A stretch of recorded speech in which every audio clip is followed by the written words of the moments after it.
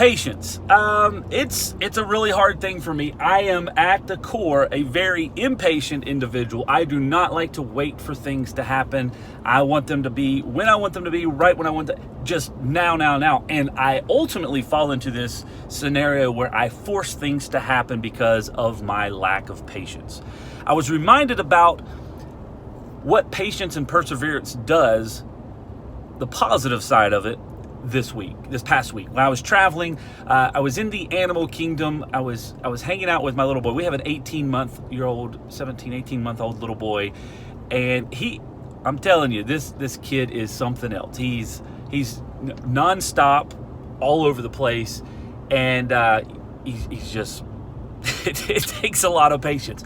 But I had this moment of realization where we were sitting in the animal kingdom. We were waiting on my wife and my daughter when they were on a ride, and he crawled up on a rock, and he was sitting there eating a snack by himself, required no help whatsoever.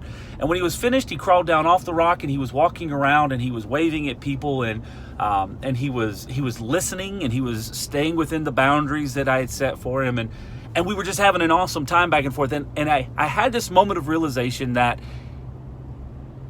sometimes it's hard, especially in parenting. Sometimes it's hard because there's late nights, there's lack of sleep, there's frustration, there's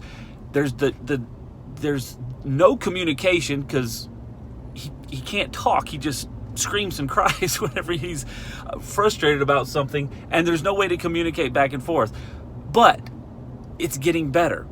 And there's constant improvement. Every day we see these progresses being made on how he's communicating and how he can talk to us and how he can tell us things and how he can point out what he's looking for.